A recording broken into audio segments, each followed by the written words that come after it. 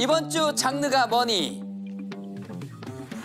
장르가 뉴스 이주앤머니에서는 부동산 시장의 핫 키워드 스트레스 DSR에 대해 장르가 리얼리티 돈선 체크에서는 도심을 벗어나 자연을 달리는 사람들 트레일 러너들을 만나봅니다. 장르가 토론이죠. 생각이 달라에서는 투자자들의 영원한 숙제 ETF와 개별 주식에 대한 경제 고수들의 남들과는 다른 생각을 들어봅니다. 자, 그럼 지금 바로 시작합니다. 채널 고정!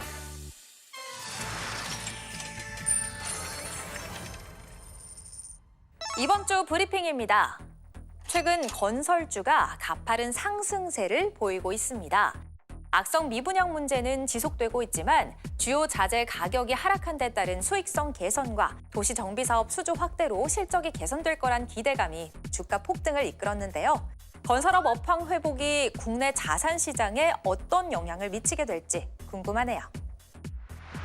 올해 1분기 국내 증시 상장사들의 분기 배당 규모가 지난해에 이어 사상 최대치를 기록했습니다. 정부의 밸류업 정책과 기업들의 자발적인 주주 환원 노력이 그 배경으로 꼽히고 있는데요. 투자자들이 활짝 웃을 수 있는 소식, 앞으로도 계속 이어지길 기대해봅니다.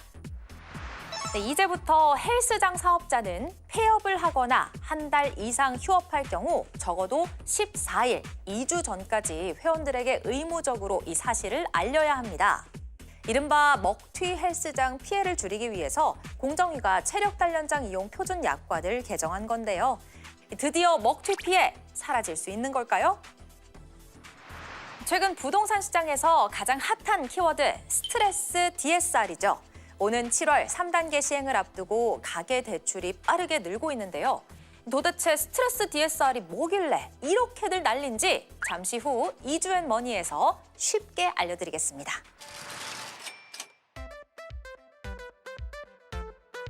뉴스처럼 발빠르고 교양처럼 풍부하고 리얼리티처럼 생생한 경제 이야기 장르는 단 하나. 장르가 많이. 안녕하세요. 한 주의 경제 이슈를 모아서 들려드리는 장르가 뭐니의 앵커 권혁수입니다. 네, 이번 주도 알찬 경제 상식 이슈 싹싹 모아왔습니다. 안녕하세요. 장르가머니 아나운서 김하은입니다. 오늘도 저희 상식을 채워줄 선생님 두 분을 소개해 올립니다. 저와는 아주 멀지만도 가까운 그런 사촌으로 추정되는 권혁중 경제평론가 나와주셨습니다. 안녕하세요. 네, 안녕하세요. 그리고 오늘 경제 이야기가 이렇게 친근하게 느껴질 수도 있구나 싶으실 겁니다. 어예진 소장님 반갑습니다. 어서 오세요. 네, 안녕하세요. 해담경제연구소 어예진입니다. 자, 오늘 두 분과 어떤 이야기를 나눌지 벌써부터 기대가 되는데요. 빠르게 한번 달려가 보도록 하겠습니다. 하은 아나운서 이주앤머니.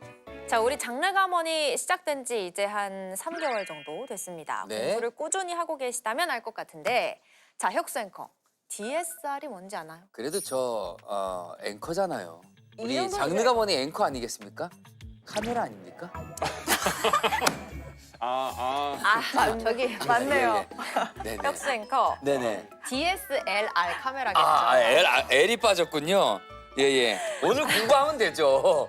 오늘 공부하면 되죠. 네, 맞습니다. 네. 아니 뭐 지금까지 다룬 적이 없었으니까 네네. 자, 오늘 이야기 나눌 주제 내 집 마련이나 부동산에 관심 있으신 분들이 잘 알고 계실 것 같은데요. 오는 7월부터 스트레스 DSR 3단계 실행이 확정됐다는 소식인데요. 자, 평론가님, 이 DSR이 뭔지 이번에 제대로 한번 설명해 주시죠.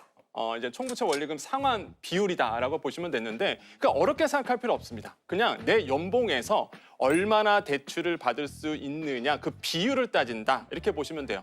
여기서 이제 총부채 원리금 상환 비율이잖아요. 그러면 모든 부채를 다 포함합니다. 신용대출부터 시작해서 모든 대출을 다 합산해서 계산을 하는 거죠. 지금 은행권에서는 이 DSR을요 40%로 보고 있습니다. 내 연봉에서 1년 동안 내는 원리금 합산이 40%가 넘어가면 안 된다는 거예요. 그럼 예를 들어서 내 연봉이 만약에 5천만 원이다. 그러면 4, 5, 2, 20. 그러면 이제는 2천만 원을 넘어가면 안 되는 거예요. 1년에. 그래서 이렇게 해서 이제 깐깐하게 대출 규제가 들어간다. 이게 바로 이제 DSR 규제다. 이렇게 보시면 됩니다. 자, 그럼 스트레스 DSR은 뭡니까? 듣기만 해도 지금 스트레스가 막 쌓이긴 하는데. 맞아요. 예, 규제를 그럼 강화한다 뭐 이런 겁니까? 오! 맞아요. 맞습니까? 맞아요. 예, 좀 제대로 가고 있죠. 네. 그러니까 미래에 금리가 오를 가능성까지 미리 감안을 해가지고 계산을 해도 이 사람이 깜냥이 되는지 보겠다. 그런 개념이에요. 그러니까 예를 들어서 현재 금리는 뭐 4%지만 예를 네. 들어 네. 5%나 6%가 될 가능성을 반영해보자. 라는 게 스트레스 DSR이에요. 맞습니다. 원래는 DSR 규제가 있었고요. 네. 거기에서 이제는 미래의 가상금리를 더 붙이자고 해서 이제는 스트레스 DSR이 이제는 탄생이 된 배경이겠죠. 어떻게 보면 이게 심적인 스트레스를 의미하는 걸로도 느껴집니다. 네, 맞습니다. 실제 이게 가상금리를 책정하다 보니 대출량이 줄어들고 그러면 이제 차주 입장에서는 이게 스트레스가 되는 거죠. 왜? 나는 더 많은 돈이 필요한데 대출량이 한도가 줄어들다 보니 얼마나 스트레스 받겠어요. 쏙쏙 이해가 됩니다. 네. 네. 우리 운동기구 중에 바벨이라는 거 있죠? 역기 네. 같은. 그걸 드는 걸 생각하면 쉬워요. 예를 들어서 권혁수 씨가 대출을 받으려고 할 때 네. 스트레스 DSR 적용한다. 네. 그러고서 양쪽에 1kg씩 금리를 더 달면서 스트레스를 줘요. 예, 조금 더 무거워졌어요. 이만큼 더 해도 감당 가능? 네. 네. 그런데 버티네? 그럼 1kg씩 더 금리 더 추가. 좀 내려가. 갚을 능력 되나 보자. 버티네? 네. 그러면 대출 가능. 가능. 이렇게 이런 개념이에요. 으아! 대출 성공! 이렇게 되는 거군요. 네, 그런데- 견딜 수 있을 만큼 무게를. 맞아요. 근데 이번에 시행되는 게 3단계라고 하셨잖아요, 두 네. 분 다. 1, 2단계 자체를 잘 몰랐습니다, 사실. 1, 2단계에 비해서 얼마나 더 소위 빡세지는 겁니까?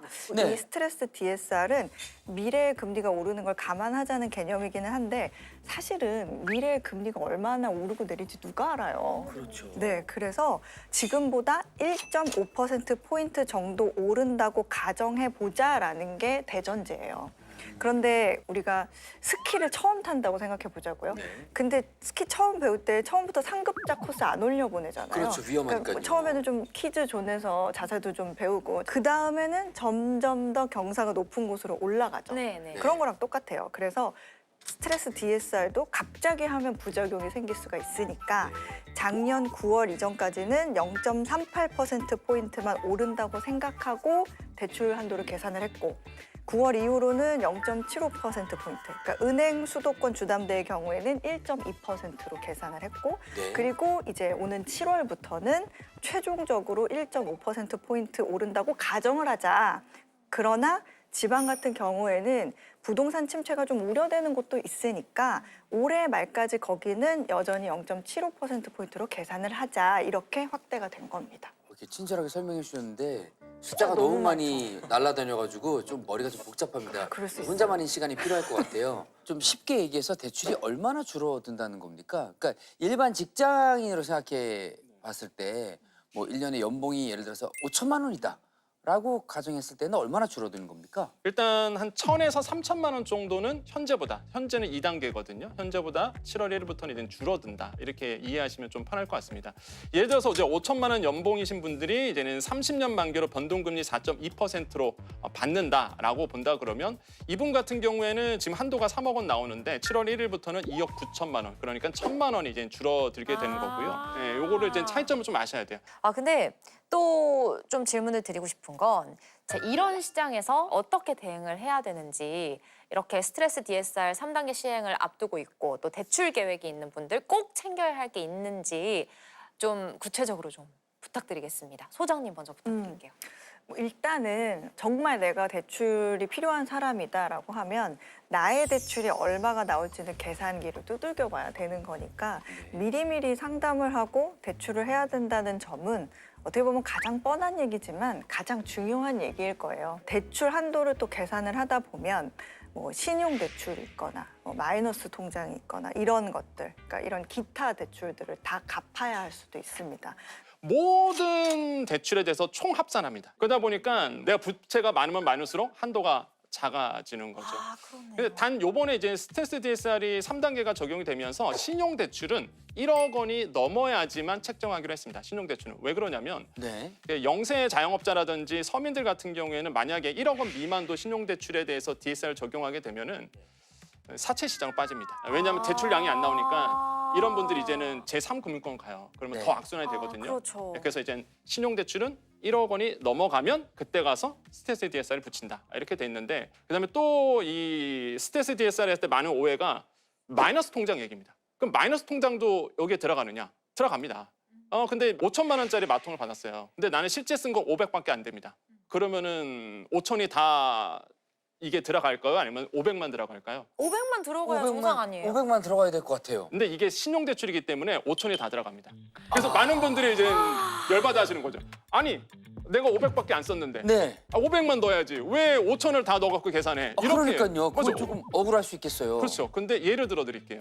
냉장고에 야식을 넣어놨습니다. 네. 근데 야식 먹을까요? 안 먹을까요? 10개를 넣어놨는데 네.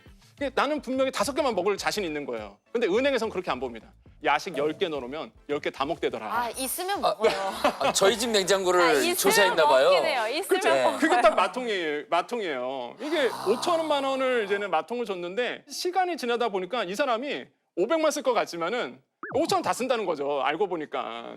네, 그래서 이제 5천만 원을 한도로 해서 다 집어넣는 겁니다. 우리 집 냉장고라고 생각하니까 이해가 쏙쏙 들어오네요. 그렇네요. 네. 또 궁금한 게요. 아니 이미 DSR로 규제를 계속 조여왔는데 이렇게까지 스트레스를 주면서 규제를 더 강화할 필요가 있을까요, 소장님? 맞습니다. 네. 맞아요. 안 그래도 살아가는데 우리가 스트레스가 얼마나 많은데 네. 뭘 또 줘.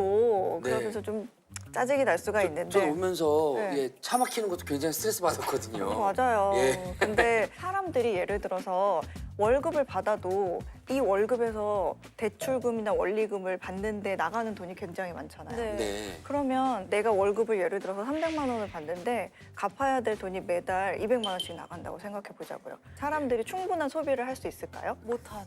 어렵겠죠. 네, 지갑을 더 닫겠죠. 네. 지갑을 닫으면 경기가 악화가 돼요.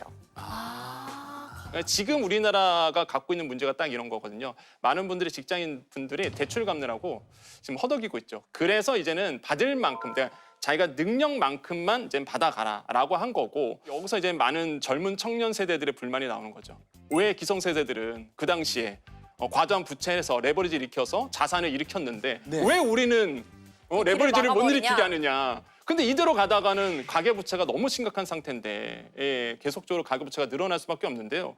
실제 제가 가계부채를 조사해봤습니다. 네. 5대 시중은행의 가계대출 잔액이 5월 22일 기준으로 봤을 때 746조 원이나 됩니다. 근데 이게 얼마나 빨리 늘었냐 그러면 4월 말에는요 743조 원이었거든요. 그러니까 이거에 대비해서 보면은 22일 만에 이게 3조 4천억 원이나 늘어난 수치예요. 그러니까 이게 굉장히 빠르게 가계부채가 늘고 있습니다. 근데 아이러니하죠. 아니 스트레스 DSR 지금 적용되고 있다는데 왜 갑자기 이렇게 가계대출량이 늘어난 거야? 그중에서도 주담대가 크게 늘었거든요. 네. 막차 수요가 또 일어난 거죠. 저 같아도 7월부터 시행이 된다고 하면은 막 막차를 타려고 노력을 할 것 같습니다. 한 달밖에 안 남았어요. 내가 지금 뭐 예를 들어 이사철이다. 아니면 뭐 어떤 뭐 큰 돈이 필요하다. 그러면 일단 대출을 막차를 타려고 막 노력을 할 것 같긴 합니다. 저도. 그래서 30대, 40대 분들이 이 막차 수요를 타기 위해서 7월 1일 전에 대출량이 올해부터 사실 초반부터 늘기 시작했습니다. 예, 그래서 그냥 빠르신 분들이 빠르게 움직이신 거죠. 예, 7월 1일 되게 나는 좀 강화되기 전에 대출량을 좀 많이 받아야 되겠다 이런 식으로 해서 대출량이 지금 늘고 있어서 그러니까 정부도 이걸 걱정해요. 하지만 그래서 이제는 이번에 좀 재밌는 게 작년에 2단계 스트레스 DSR 적용됐을 때 원래 7월부터 하기로 했었거든요. 네. 원래는. 근데 2달 늦췄어요. 9월. 그래갖고 뭐 시장이 한번 뒤집어진 적이 있었습니다. 대출이 막 7월부터 폭발적으로 늘기 시작하는 거예요. 지금이다. 네. 예. 그러니까 지금도 마찬가지예요. 이제는 정부가 딱 못을 박았어요. 이제 변동 없다. 3단계는 무조건 7월 1일부터. 그러니까 이제 많은 분들이 7월 되기 전에 받자. 그래갖고 대출량이 지금 크게 늘어난 상태입니다. 근데 최근에 부동산 시장이 굉장히 막 들썩들썩했었잖아요. 네. 오히려 집값 더 끌어올리게 되는 거 아니에요? 날카로운 질문 갑니까? 날카로운 질문 가요? 네, 제가 저- 한 번 더 드리도록 하겠습니다. 자, 두 분께 질문을 드리도록 하겠습니다. 네. 집값 잡힙니까? 안 잡힙니까? 자, 지금 상황을 쭉 지켜보셨을 두 분의 의견 궁금합니다. 평론가님 먼저. 네. 네. 모든 부동산 시장을 동일하게 바라보면 실패합니다. 서울 부동산과 지방 부동산을 나눠서 보셔야 되고 네. 네. 또 한 가지 서울 부동산마저도 강남 3구와 그 외 지역. 지의 지역을 나눠서 보셔야지 이거를 하나의 시장으로 보면은 이게 실패하겠고요. 그래서 스트레스 DSR 3단계가 적용되더라도요. 강남 아파트는 계속 오릅니다. 어차피 대출 일으켜서 사신 분들은 없어요. 강남 3구에는. 왜냐하면 지금도 규제 지역입니다. 네. 안 나와요 대출. 그냥 본인 돈 갖고 사시는 분들이거든요. 그렇기 때문에 강남 3구는 영향받지 않는다. 그래 보고 아마 강남 3구 이외의 지역 같은 경우에는 풍성 효과가 좀 있는 마용성 쪽, 이 정도는 좀 오를 수 있어도 다른 지역은 그렇게 큰 뭐 앞서까지 뛴다든지 그렇다고 뭐 내려간다든지 보합권에서 머물 가능성이 있다. 하지만 지방은 다르다. 지방은 여전히 안 좋다. 그리고 앞으로도 안 좋다. 자, 소장님께서는 어떻게 생각하시는지 궁금합니다. 대출을 규제한다는 건 집값을 덜 오르게 하는 방법인 거는 맞는데 네. 집값이라는 거는 대출만 규제한다고 잡히지는 않죠. 대출 규제도 봐야 되고 뭐 금리 수준도 봐야 되고 그리고 주택 공급량도 또 따져봐야 돼요. 그런데 서울 같은 경우에는 올해 6월이 이렇게 지나고 나면 내년, 내후년에는 공급 물량이 확 줄어들거든요. 그러면 집값이 오를 수 있는 요인이 좀 되기는 할 것 같아요. 와, 빨리 스트레스. 체크할 게 좀 여러 개예요, 지금. 네. 저 이거 방송 끝나고 남아서 저랑 같이 나머지 공부 좀 하시죠. 자, 스트레스 DSR에 대한 여러분들의 생각은 어떤지도 궁금합니다. 튜브를 통해서 여러분들의 의견 많이 남겨주시면 감사하겠습니다. 어예진 소장님과는 여기서 인사드리도록 하겠습니다. 오늘 좋은 말씀 감사합니다. 네, 감사합니다. 고맙습니다.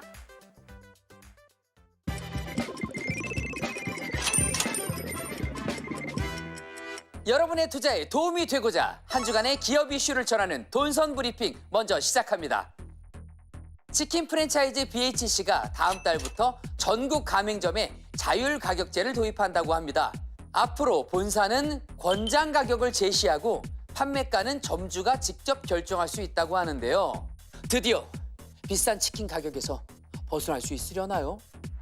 여름 휴가철을 앞두고 항공권 가격이 쭉쭉 내려갑니다. 6월부터 국제선 유류 할증료가 대폭 인하된다고 하는데요. 대한항공, 아시아나항공 등 주요 항공사들의 항공권도 줄줄이 인하. 중국, 일본 등 가까운 나라는 최저 4에서 5만 원대 항공권도 찾아볼 수 있다고 하는데요. 여러분, 바로 지금이 득템할 기회입니다. 자, 이번엔 얼마 전 장르가머니에서 소개해드렸던 상생 배달앱 소식입니다. 서울시가 공공배달 서비스인 땡겨요의 활성화를 위해 15억 원의 추경 편성을 했다고 하는데요. 소상공인의 부담을 줄이고 지역 경제를 살리는 데 도움이 된다고 본 겁니다.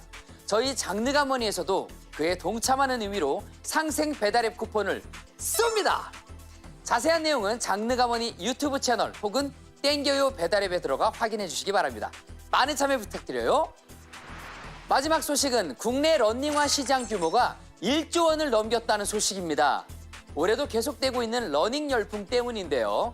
심지어 도심을 벗어나 산길이나 숲길을 달리는 트레일 러닝까지 인기를 끌면서 트레일 러닝화 제품군까지 확대되는 추세라고 합니다. 이어지는 돈선 체크에서 상세히 알아보도록 하겠습니다. 네, 이번에는 돈이 모이는 핫플레이스를 찾아가는 시간이죠. 돈선 체크 코너입니다. 네, 오늘의 돈선 체커 이수빈 아나운서와 함께합니다. 안녕하세요. 안녕하세요. 어서 오세요. 돈선 체커 이수빈입니다. 깡총깡총 어디든 간다. 아기 토끼 이수빈입니다. 아, 저희하고 협의되지 않은 소개를 또 해주셨습니다. 자, 오늘 돈선 체커로 출연을 했는데 어디 다녀왔나요? 운동을 요즘 많이들 찾아서 하시잖아요. 네, 러닝 많이 하시죠? 러닝. 그렇죠, 그렇죠. 네. 러닝 평소에 하세요? 아니요. 저는 배 꺼지는 거 무서워해서 웬만하면 움직이지 않는 편입니다. 아. 네네.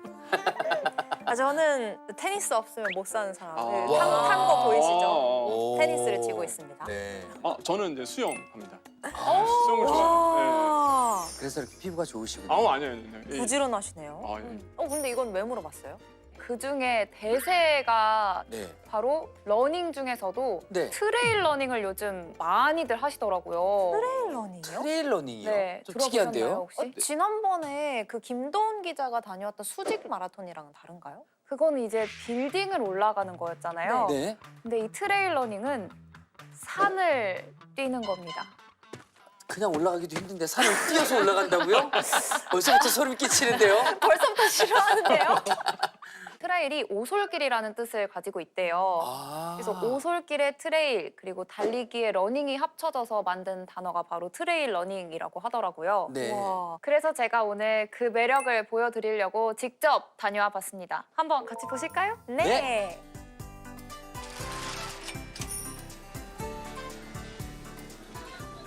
돈이 모이는 핫플, 핫템을 찾아가는 돈선 체크. 안녕하세요, 이수빈입니다.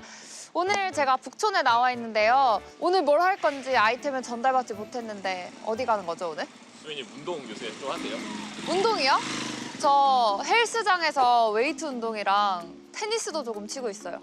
근데 친구분들은 그러면 러닝 같은 거 많이 안 하세요? 많이 하더라고요. SNS 보면은 막 주말에 어디 뛰고 왔다 이런 사진 올리기도 하고 제 사촌 동생도 지금 유학을 가 있는데 마라톤의 매력에 빠져서 거기서도 막 달리고 있더라고요. 그래서 저희가 오늘 러닝을 준비했는데 그냥 길에서 네. 뛰는 러닝이 아니라 산을 달리는 트레일 러닝이라는 게 요새 좀 트렌드라고 해요. 산이요? 네. 오, 네 그럼 일단 우선은 제가 열심히 한번 달려보겠습니다. 말하면 안 올까 봐 안 했나 봐요. 먼저 달리기 전에 트레일 러닝의 인기를 확인하러 한 러닝 용품 전문점을 찾아가 보겠습니다. 러닝용품만 파는 가게가 있다는 걸 또 처음 알았습니다. 근데 저는. 너무 예쁘네요, 정말. 아침 일찍이었는데 많이 계시더라고요, 사람이. 심지어 외국인도 눈에 띄었는데요. Last year, I just started getting into running, like 5Ks and 10Ks. I've also been running with Soul Flyers. It's a run club here. It's people from all places around the world. Somebody from the UK, somebody from Australia. They run by the river. River? Yes. Trails where you run through the woods or you run through mountains. 색깔도 엄청 다양하고 생긴 것도 조금씩 다르거든요. 뭐가 뭔지 잘 모르겠어가지고 좀 여쭤봐야 될 것 같은데. 안녕하세요. 네.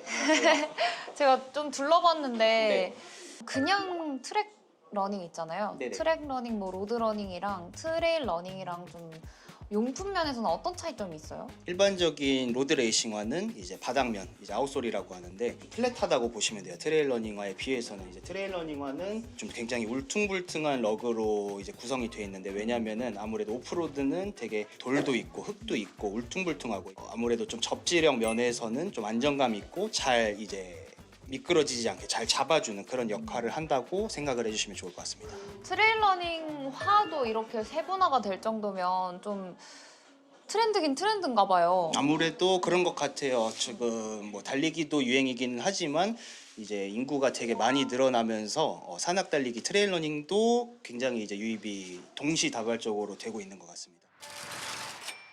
그렇다면 트레일 러닝의 매력 직접 체험해봐야겠죠? 그런데 제 복장이 러닝할 복장은 아닌데요. 요즘엔 러닝복을 직접 대여해주는 매장도 생겨났다고 합니다. 아, 대여를 해주는 곳인 거예요? 맞습니다. 아,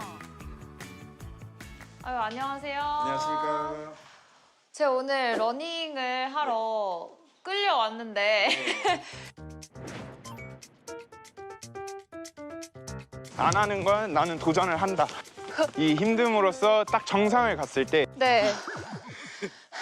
복장이 이래서 아, 좀 복장. 설명을 해주시겠어요? 이제 요새는 러닝 시작하시는 분들이 옷을 되게 비싸게 구매하실 필요는 없어서 저희가 이렇게 옷까지도 매장에서 대여할 수 있게끔 구비를 해뒀어요. 그래서 일반 반팔티랑 이제 저희 운동화를 빌려서 좀 더 편안하게. 오, 그러면 저도 옷 한번 빌려서 네. 입어볼까요? 그러니까 수빈 아나운서처럼 저런 복장으로 갔다가 갑자기 필 받으면 대여를 해서 운동을 할 수 있는 거잖아요. 와, 좋네요. 야, 잘 어울리는데요? 아, 운동복을 갈아입었어요. 준비 완료! 갑시다! 고! 네, 저희 팀원들입니다. 우와! 이분들은 사실 러닝 자체를 처음 해봤어요, 전날. 아, 그러니까 트레일 러닝 이외에 일반 러닝도 처음 하는 네, 거예요? 처음이었어요. 그래서 저 페이스메이커가 필요한 거군요. 이제 뛸 때는 골반이랑 이런 데 발목에 힘이 많이 들어가기 때문에 열 좀 오르시나요? 올라요, 올라요. 올라요? 네, 그럼 열 올려. 끝. 네, 의욕은 일단 가득합니다.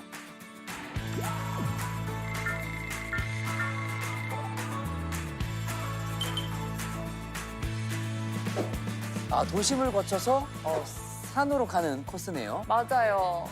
감사합니다. 가볼까요? 네, 천천히 뛰어가겠습니다. 보통 처음 하시는 분들은 발바닥 중간부. 중간부로 많이 하시고 이제 나중에 좀 내가 빨리 뛰고 싶다 네. 하시면 앞꿈치로 앞꿈치로. 네. 계속 뛰면서 자기의 방식을 좀 찾아야 되는. 아. 근데 요즘에 그냥 일반 러닝이 아니라 네, 이런 트레일 러닝이 유행이잖아요. 네네. 지금 오시면서 느끼시겠지만 되게 유동인구가 되게 많잖아요. 네. 도심 속에서는 편하게 뛸 수 없는 환경이 많이 생기기 때문에 그렇죠.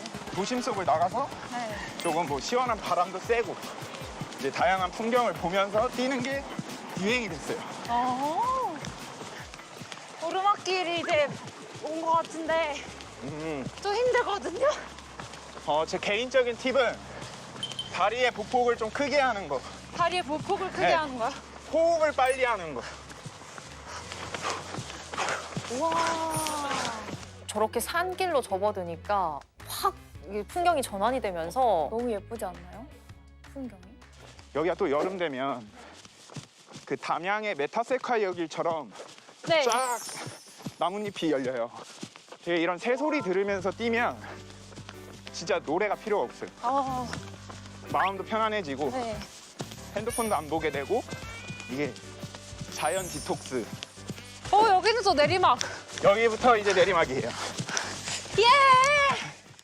아, 코치님.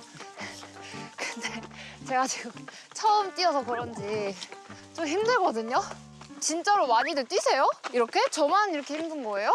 이게 매력입니다.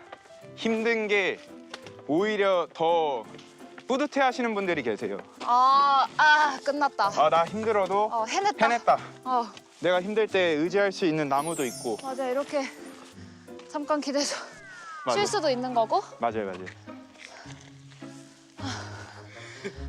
네, 걸어서 숨 고르면서 올라가시고. 트레일 러닝 이렇게 뭐 산악 러닝을 생각하면 계속 이렇게 올라가야만 하는, 올라가는 길을 뛰어야만 한다고 생각을 해서 도전하기가 쉽지가 않거든요. 그쵸. 그래서 사실 저도 처음에 엄청 약간 겁을 먹었었던 것 같은데 이게 좀 있네요? 오르막 내리막이 섞여 있네요? 네, 많이 섞여 있기도 하고 일반 분들이 이 트레일 러닝을 무서워하는 첫 번째 이유, 트레일 뒤에 러닝이 붙어서 무조건 뛰어야만 하는 운동인 줄 아세요. 네. 근데 그냥 일반 등산하고 똑같습니다. 내가 뛰고 싶을 때 뛰고 걸어서 뭐 이런 풍경도 보시고 네. 그냥 숨도 고르고. 저도 이제 계속 뛰어야 되는 줄 알았어요. 저도요. 맞아요. 저도 그래서 처음에 겁먹었었어요. 여기 앉아서 잠깐 쉬다 가실까요? 그럴까요? 이게 또 트레일 러닝만의 매력입니다. 트랙 러닝도 약간 그런 대회가 있어요? 마라톤처럼? 트레일 러닝도 되게 여러 가지 종류의 대회가 있는데 있어요? 네, 제주도 뭐 올레길. 그것도 트레일 러닝이에요? 네, 맞아요. 이제 산으로 할 수 있는 거는 다 트레일 러닝이라서 20km, 뭐 40km. 더 하이 클래스의 레벨의 키로수는 100km. 네. 아침부터 야간까지 뛰는 대회가 또 따로 있어서 이 트레일 러닝의 묘미를 즐기는 사람들이라면 많은 분들이 참석을 하세요. 네. 한번 가볼까요, 저희? 땀도 식혔으니 또 뛰고 싶을 때 뛰고 네, 맞아요. 걸어서 좀 이제 쉬엄쉬엄 이 사이사이에 햇빛이 비쳐서 어머 더 풍경이 좋아요. 좀 그거에 또 업되잖아요. 강령받아서 업돼서 네. 더 뛰게 되고. 힘든데 햇빛이 딱 비쳐요. 그러면 예쁘다. 저기까지 뛰자. 저기까지 가볼까? 하고 뛰는 거죠? 네, 맞아요. 왜 안 뛰세요? 뛰세요! 폭주 아, 수빈. 깡총깡총 나옵니다. 그리고 이렇게 뛰다 보면 확실히 좀 생각이 맑아질 것 같아요. 네네, 잡생각이 없어지죠. 하나, 둘. 왼발, 오른발, 오른발, 오른발, 오른발. 왜 저만 해요? 왼발. 하나, 둘, 셋, 넷. 하나, 둘, 셋, 넷. 하나, 둘. 찾았다, 인재. 찾았다, 인제. 찾았다, 나의 적성. 아, 이게 러너스 하이인가요? 이게 약간 슈가 하이처럼. 지금 오히려 제가 페이스메이커를 하고 왔어요. 네. 수빈 아나운서가 페이스메이커 같은데요. 아니 뛰다 보니까 러너스 하이가 오더라고요. 아, 맞습니까? 네, 그래서 너무 기분이 좋은 거예요. 약간 카페인 들어간 것처럼. 네네. 자, 도착했습니다.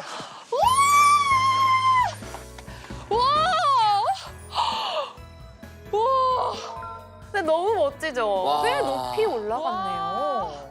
바람도 불고. 진짜 기분이 좋아 보이네요. 와. 맞아요. 너무 상쾌했어요.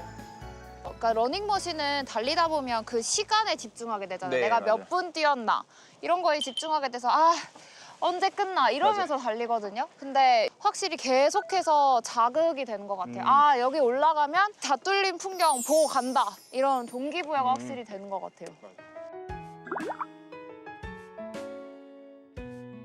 갈게요. 안녕.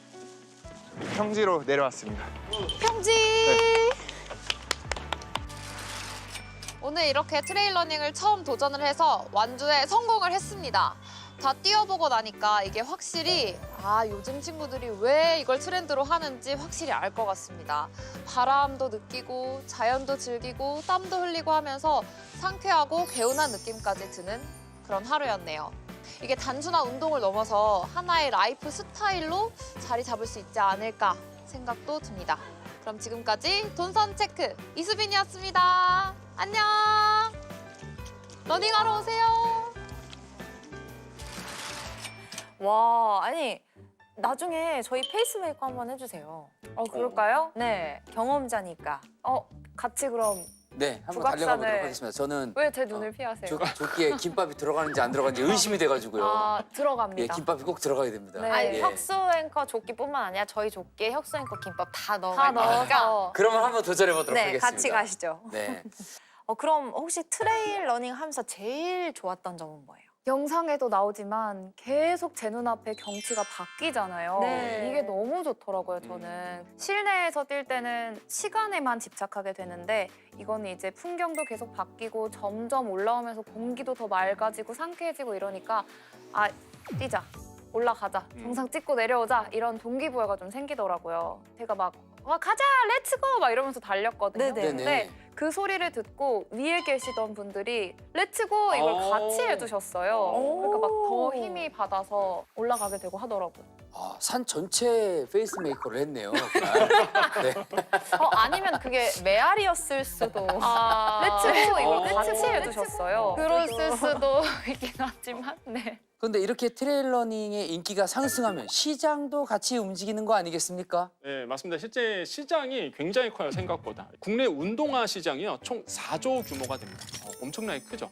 그 중에서 이런 러닝화만으로 1조 시장이 형성돼 있거든요. 네 켤레 중에 한 켤레는 러닝화군요. 그러니까 엄청나게 사실 큰 시장이라는 거죠. 이런 걸 봤을 때도 앞으로의 성장 가능성이 굉장히 높은 분야구나. 최근에 실제 이제는 제주도에서 있었던 이 트레일 러닝에 대한 그 이제 경기가 있었는데 여기에 제가 이제 조사를 해봤더니 그 필수품이 굉장히 재밌습니다. 거기 써져 있어요. 필수품 무조건 챙겨와라. 네. 휴대전화 있어야 되고요. 그 다음에 비상식량. 말씀하셨듯이 초코바, 그다음에 뭐 파워젤 이런 것들을 무조건 챙겨와라. 그다음에 또 하나가 비상약품이에요. 네. 급하게 다칠 수도 있으니까. 북촌은 거리가 짧죠. 네. 근데 이제 국제대회 같은 경우는 엄청나게 길거든요. 맞아, 100km짜리도 네. 있었잖아요. 그렇게 되면은 뭐 먹는 거에도 진출할 수 있죠. 그다음에 뭐 입는 거, 뭐 이런 거 다 진출할 수 있다 보니까 앞으로의 성장 가능성이 굉장히 높은 시장이지 않을까 이렇게 생각을 해봅니다. 방금 뭐 국제대회 말씀도 해주셨지만 우리나라에서는 어떤 트레일 러닝 대회들이 있어요? 가장 유명한 게 사실 아까 말씀드렸던 이제 제주에서 있었던 바로 이제 트레일 러닝 국제 대회라고 보시면 되는데요. 네. 이게 울트라 트레일 월드 투어라고 있는데 여기에 선정될 정도로 사실상 뛰어난 경관과 그다음에 뛰어난 코스를 자랑합니다. 그래서 여기는요 외국인들이 정말 많이 오신다고요. 또 제주도 제주도니 인기가 올레길 가죠 이러면서 그래서 보통 이제 아웃도어 브랜드들이 이제 후원을 많이 하는데 그런데 이제 브랜드만 있으면 안 되잖아요. 그래서 그 지역이 있습니다. 항상 뭐 제주도라든지 울릉도라든지 이렇게 강원도라든지 또 우리나라 강원도 유명하잖아요. 산도 높고 네. 가는 재미도 있고. 네네. 간 김에 대회 출전하는 김에 그 지역을 관광까지 한다고 하더라고요. 그래서 앞다퉈서 이렇게 지자체들이 이 대회를 유치하려고 노력을 많이 하고 있다고 합니다. 자, 여기 상암동 한 바퀴 이 장르가머니 트레일 러닝 동호회를 일단 좀 오. 결성을 합시다. 제가 페이스메이커로? 오. 네. 알겠습니다. 네, 우리 이수빈 아나운서의 돈선 체크 덕분에 새롭고 매력적인 운동 알아갑니다. 자, 그럼 다음 코너로 넘어가 볼까요? 네, 이번에는 제가 준비한 코너인데요. 생각이 달라 코너입니다. 주식 투자는 ETF, 개별 주식, 어떤 투자가 더 나을까? 이번 토론 상당히 격렬했습니다. 과연 두 주식 전문가의 생각이 얼마나 달랐는지 직접 보시죠.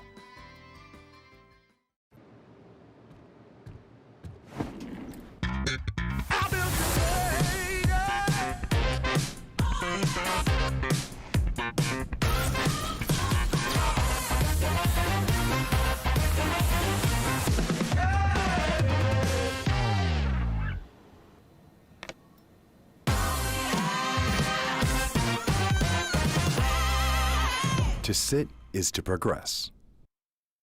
Sit is. KB 차차차가 좋은 차 좀 밝힙니다. 누구나 한눈에 알아보게. 좋은 차 친하게 밝혀주는 KB 스타트. KB 차차차에서 만나세요. KB 캐피탈. 듀오링고, 듀오링고. 공짜 영어 공부 듀오링고. 듀오링고, 듀오링고. 놀면서 배우는 듀오링고. 영어도 다른 외국어도 쉽게 배우는 듀오링고. 40개 언어 모두 무료.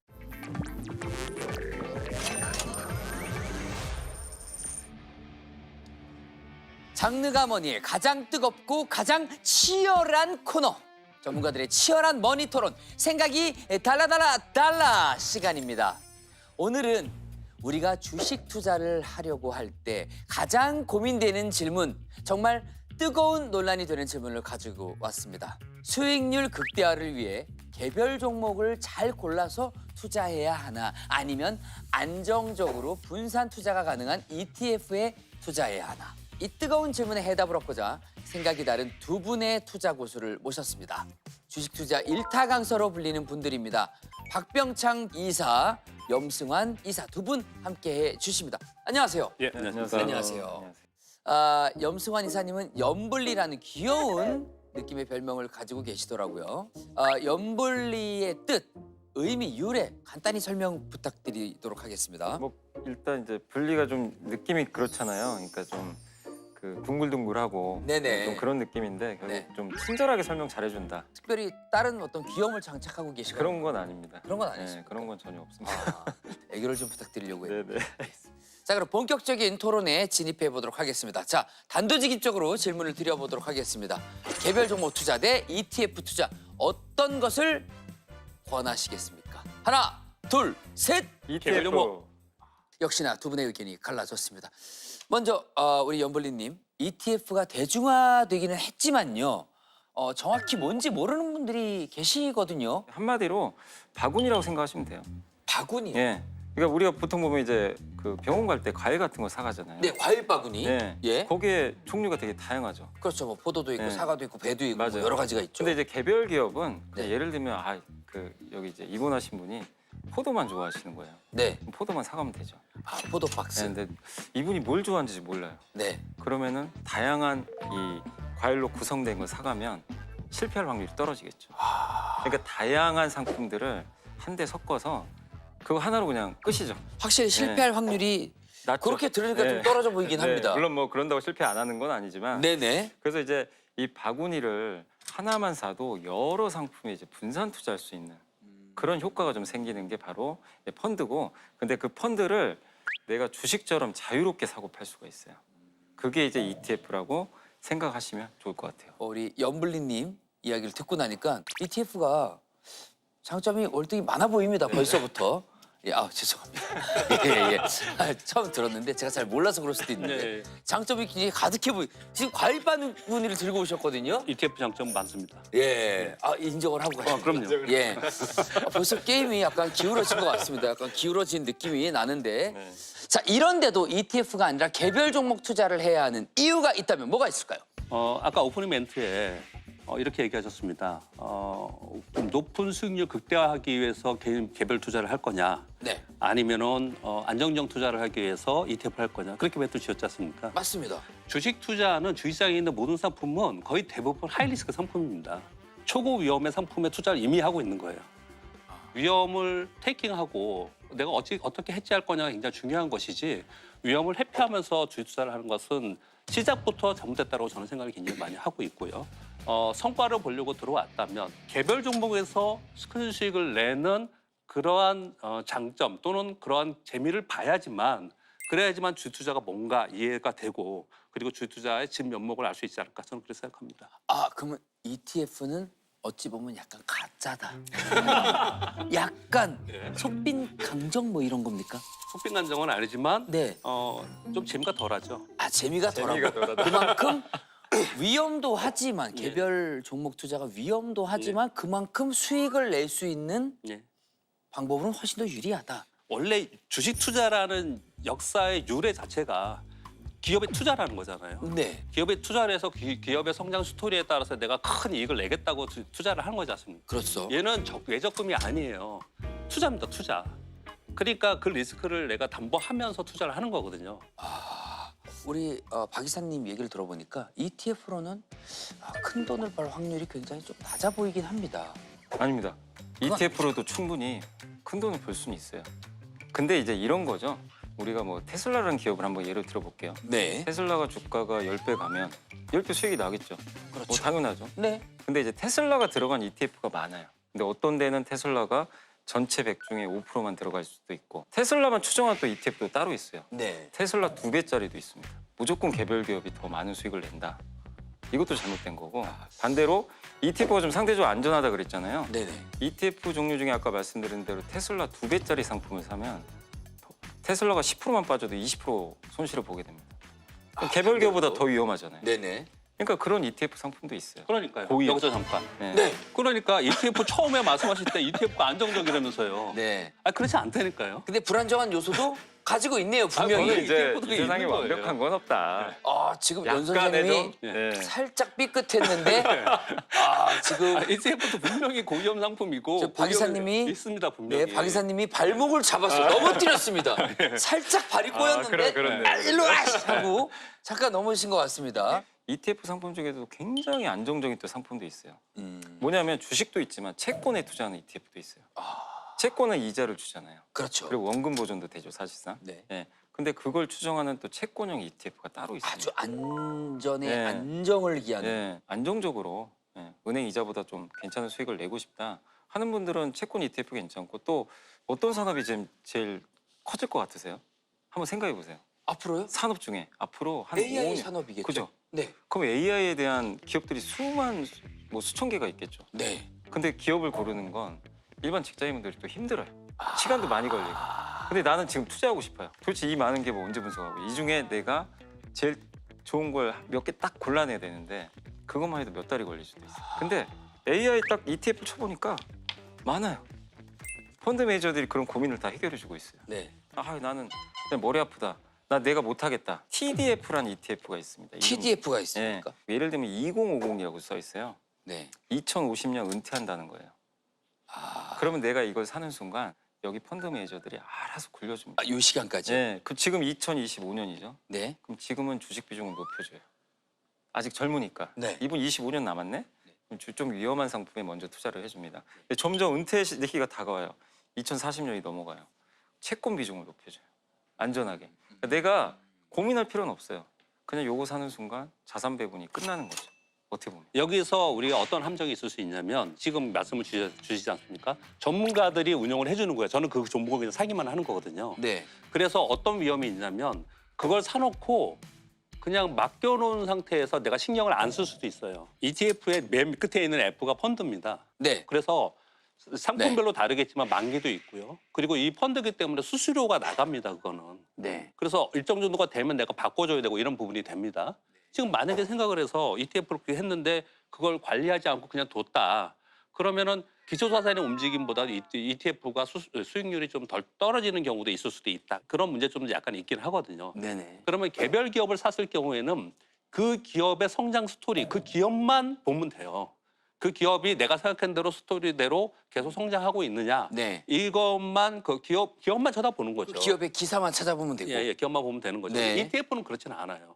ETF는 그렇지 않습니다. 일단 맡겨놓은 상태이기 때문에 그들이 잘한다고 생각을 하지만 그래도 얼마나 잘하는지 이제 이런 부분들도 좀 봐가면서 ETF를 해야 된다는 것을 말씀을 드리는 거고요. 네. 기본적으로 ETF는 남이 투자를 해주는 거예요. 아, 그 차이가 제일 큰 거군요. 예, 예, 결국엔 내가 하느냐, 예. 남이 하느냐. 예, 네.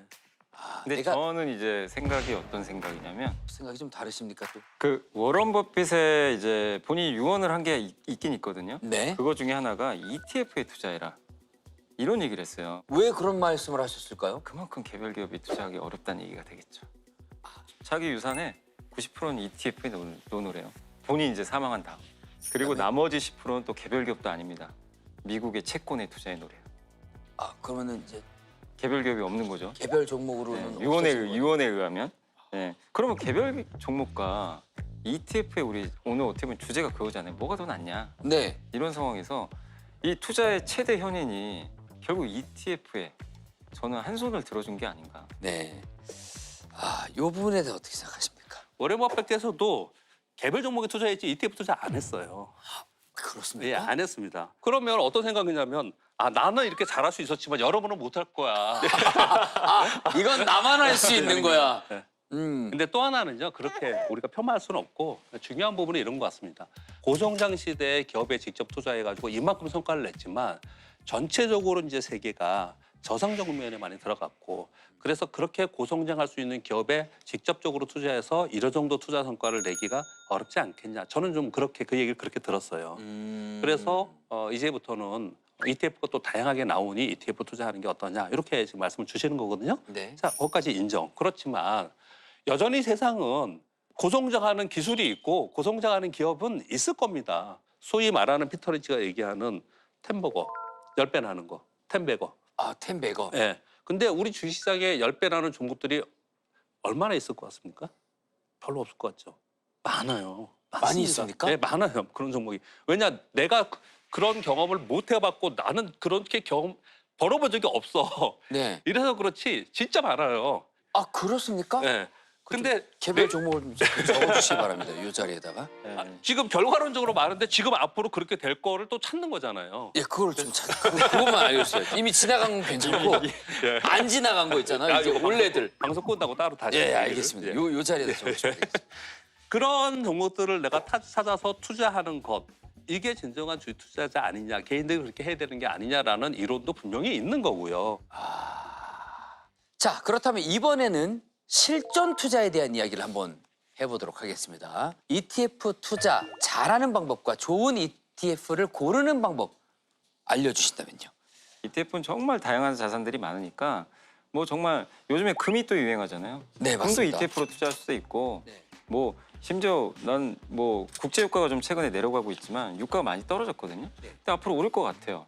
뭐 이제 원유에 투자하는 ETF도 있을 수 있으니까 나한테 맞는 ETF 상품이 뭔지만 한번 그걸 좀 먼저 찾아보시면 좋겠고 그리고 이제 제가 조언드리고 싶은 거는 결국에 이거예요. 이건 개별 기업이나 ETF나 다 동일하게 적용되는 건데 네. 쌀 때 사야 됩니다. 그럼 지금 현재 뭐 국장 미장을 판단하실 때 네, 그래서 저는 싸다고 국장이에요 보십니까? 그냥. 아, 국장이에요. 지금 국장이 싸다고 네, 보십니까? 미국장은 비싼 것 같아요. 그래서 쌀 때 사자. 개별 종목 투자 잘하는 방법 뭐 따로 있습니까?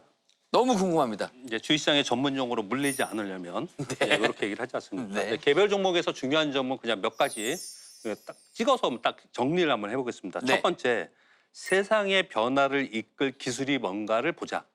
네. 그 기술이 있는 기업들이 어떤 건지를 쭉 나열을 하는 거예요. 네. 미국에 많이 있지만 우리나라도 꽤 많이 있어요. 핵심 기술이 있는 기업들이요. 네. 그것도 한 20, 30개 될 거예요. 그러면 이제 그 기업들 중에서 오너가 기술력을 갖고 있는 CEO가 그 기술을 원천으로 갖고 있는 기업이면 더 좋을 거라고 생각을 합니다. 네.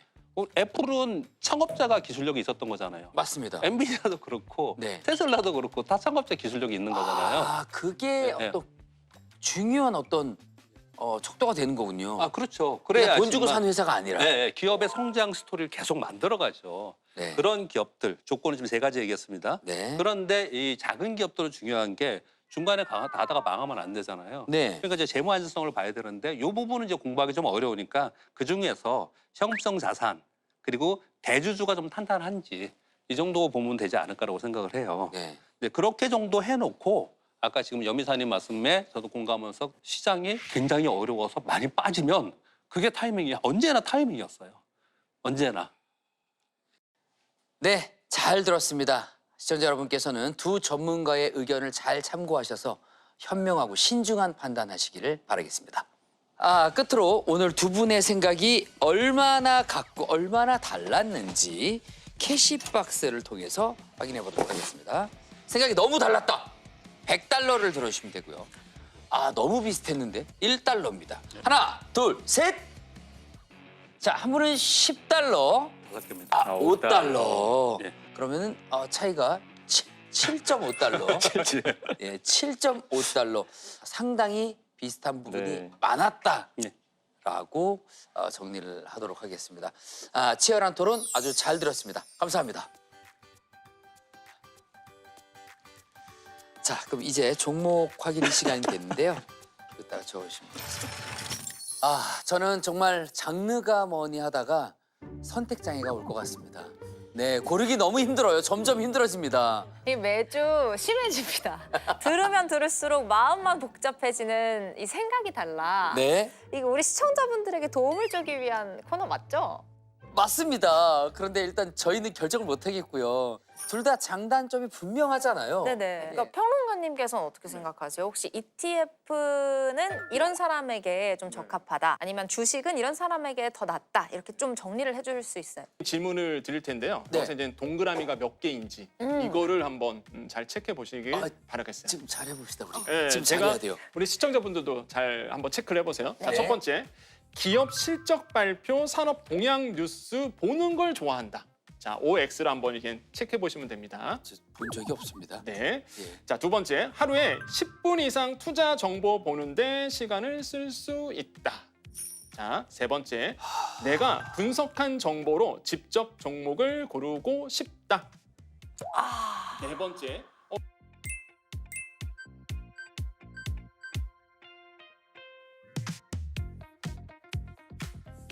자, 체크하셨죠?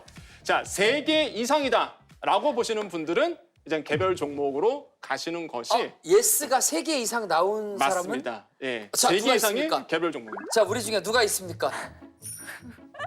자, 없으세요? 3개 이상 있습니까? 저는 2개 나왔거든요. 네. 3개 이하다 이러신 분들은 차라리 ETF를 사실상 들어가시는 것이 더 낫지 주식 않을까. MBTI입니다. 주식 MBTI. 전 예. 심지어 예스가 하나예요. 저 하나도 없어요. 하나도 없으시고 저는 2개가 나왔습니다. 저희는 다 ETF 투자를 해야 될 것 같습니다. 어쩌면 저희가 직장인이라서 이렇게 생각하는 그럴 걸 수도 수도 있습니다. 있을 것 네. 같아요. 저는 생각이 달라 코너가 이렇게 생각을 많이 하고 고심을 해야 하는 코너인지 몰랐는데 예, 예. 그래도 이번 기회에 저도 알아갑니다. 저도 한번 투자해보겠습니다. 신중하게 하셔야 됩니다. 네. 아쉽지만 오늘 장르가 뭐니는 마칠 시간이 다 되었습니다. 네, 오늘 저희가 소개해드린 다양한 장르의 머니 스토리 마음에 드셨는지 모르겠습니다. 장르가 뭐니를 통해 시청자 여러분들의 경제 상식과 통장 잔고가 한꺼번에 아주 가득히 채워질 수 있으면 좋겠습니다. 네, 저희는 다음 주 이 시간 더 유익한 정보로 여러분을 찾아뵐 텐데요. 장르가 뭐니 유튜브 채널 있다는 사실 잊지 마시고요. 지금까지 시청해주신 여러분 감사합니다. 여러분 부자 되세요! 돈이 들어오고 이게 돈 돈을 들어오는 조금 거구나. 쓰기도 하고 주식 차트, 주식 주식이 오르고 막 올라가고